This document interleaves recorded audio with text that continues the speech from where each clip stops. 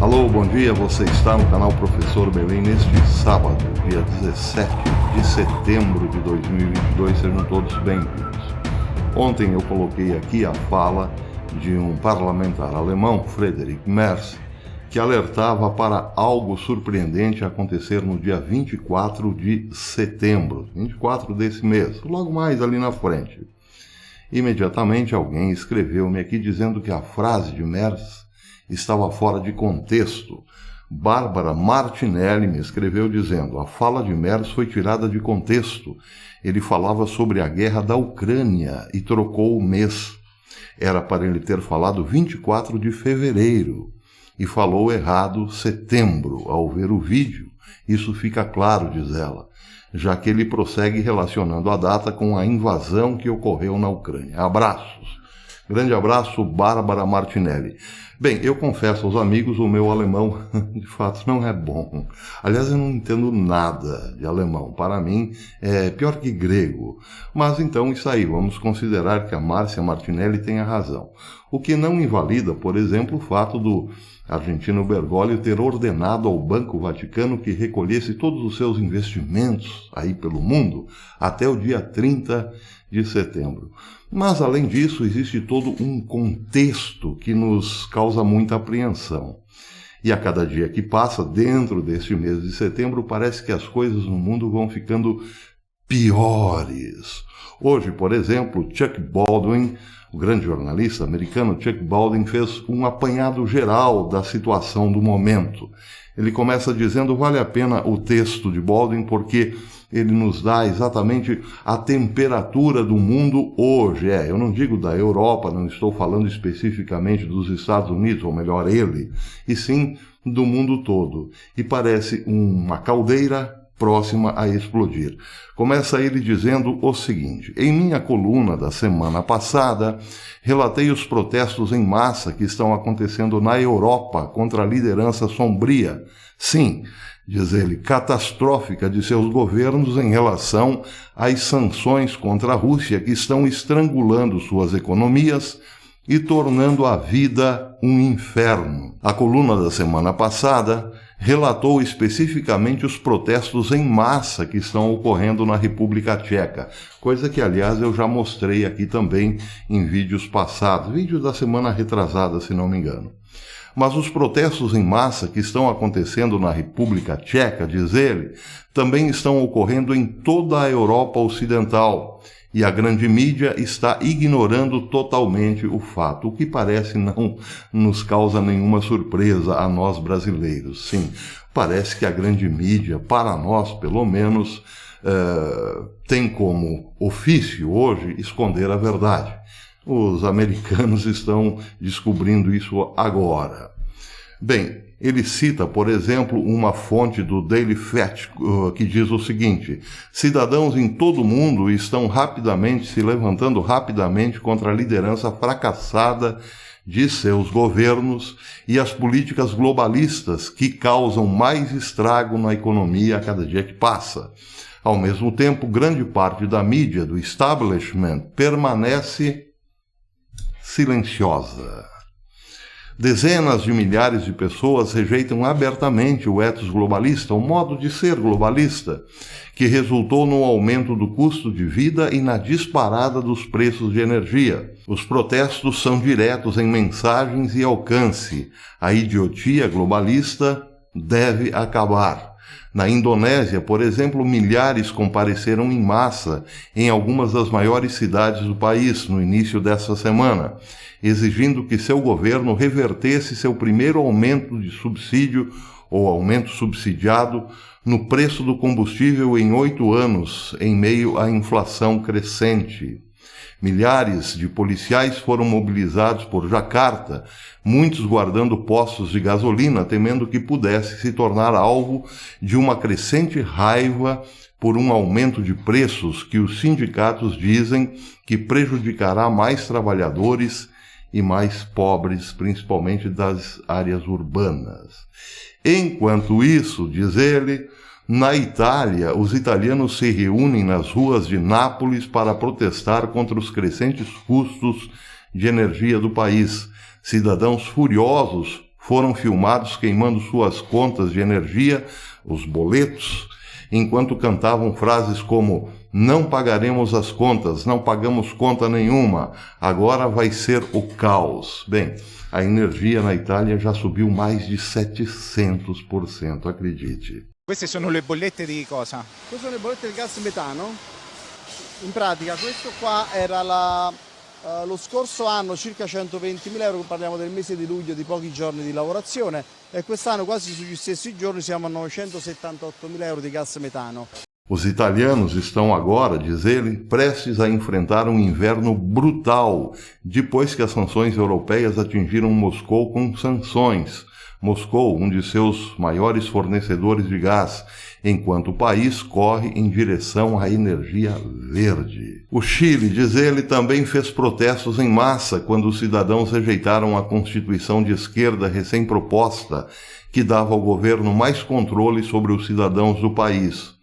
Outros países como Nova Zelândia e Alemanha, Holanda e Grã-Bretanha também sofreram protestos contra seus governos à medida que a revolta continua. Já em relação aos Estados Unidos, uma matéria importante publicada esta semana pelo Daily Caller dizia o seguinte: os preços dos alimentos aumentaram todos os meses de 2022, com todos os meses desde fevereiro quebrando recordes de 40 anos, de acordo com dados do Bureau of Labor Statistics, ou BLS. O preço dos alimentos aumentou 13,5% em relação a agosto do ano passado, o maior desde maio de 1979, de acordo com o relatório do BLS. A matéria diz também que cereais e outros produtos de panificação custam 16,4% a mais em relação ao ano anterior, enquanto os produtos lácteos aumentam 16,2% em relação ao ano passado, de acordo com o relatório de agosto da BLS. O frango aumentou 16,6%, o presunto e a carne suína aumentaram 9,2% e 6,8% respectivamente, enquanto a carne bovina foi uma exceção, aumentando apenas 2,5%. Já a manteiga subiu 24,6%, enquanto a manteiga de amendoim, muito consumida nos Estados Unidos, subiu 15,2% em relação ao ano passado. Os alimentos embalados também tiveram um aumento significativo de preços, com alimentos congelados aumentando 18,5%, lanches aumentaram 16,7% e temperos, condimentos e molhos aumentaram 15,4% em relação a 2021. Os preços dos alimentos foram afetados por questões econômicas de grande escala, como altos custos de energia, interrupções da cadeia de suprimento e aumentos do custo trabalhista, de acordo com o relatório da USDA. O baixo estoque de carne suína contribuiu para manter os custos da carne altíssima, a carne suína altos, elevados, enquanto um surto de gripe aviária fez com que o preço dos ovos disparasse 38,5% até julho de 2021.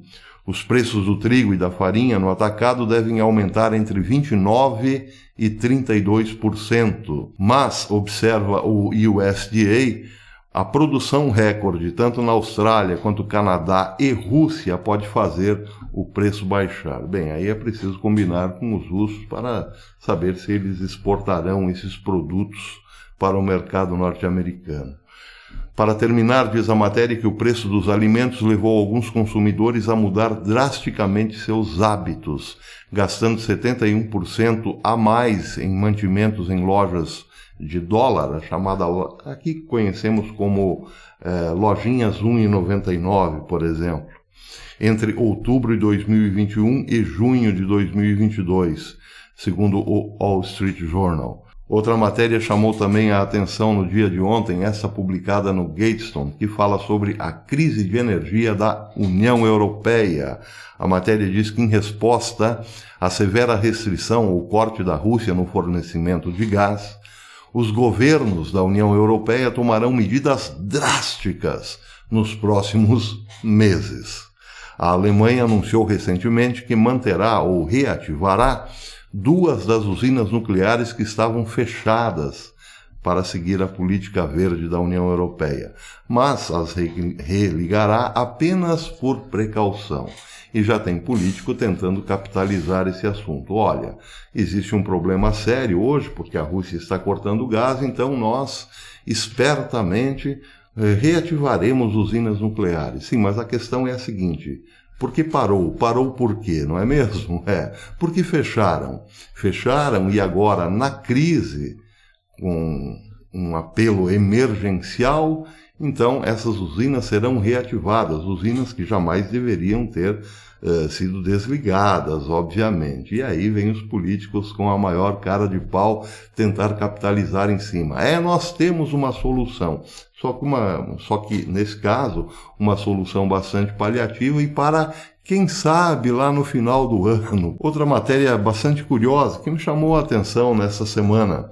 Um esquilo em Minnesota interrompeu uma transmissão de energia no domingo passado, há já uma semana, deixando cerca de 9.500 pessoas no escuro.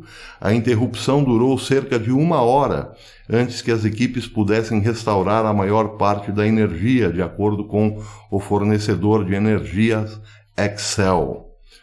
Abre aspas. O que aconteceu é que um esquilo entrou em contato com alguns de nossos equipamentos e causaram a interrupção, disse o porta-voz da Xcel ao Minneapolis Star Tribune. A matéria saiu na Fox News e diz o seguinte: não está claro o que aconteceu com o esquilo. Bem, então, uma interrupção de energia em Minnesota que deixou 9.500 pessoas no escuro por várias horas, foi atribuída à imprudência de um esquilo. Bem, aqui 2 perguntas devem ser feitas, obviamente. A primeira, será que foi um esquilo mesmo, ou Minnesota já começou a sentir as consequências, as graves consequências da desastrosa política de Biden? Aliás, esse canal vem dizendo já há algum tempo que os Estados Unidos sofrerão apagões terríveis, como a Venezuela. Pois é. A segunda pergunta é a seguinte: mas que país é esse cujo único esquilo, que apesar de ser bonitinho, não passa de um roedor, é capaz de cortar a corrente elétrica de uma cidade inteira e quem sabe amanhã depois de um estado, não é mesmo? Que país é esse? Perguntaria Renato Russo. Bem, então, aqui em relação à observação da Bárbara Martinelli, pode ser mesmo que Friedrich Merz tenha se enganado. Pode ser que estivesse falando do 24 de fevereiro. Mas o fato é o seguinte: o mundo hoje está vivendo as dores do parto muito parecidas com as dores da Revolução Francesa. Bem, em relação à Revolução Francesa, eu posso eventualmente fazer um vídeo esclarecendo alguns pontos que eu considero importantes, como, por exemplo, ela foi desencadeada, evidentemente, por conta do gravíssimo problema econômico que a França de Luís XVI enfrentava.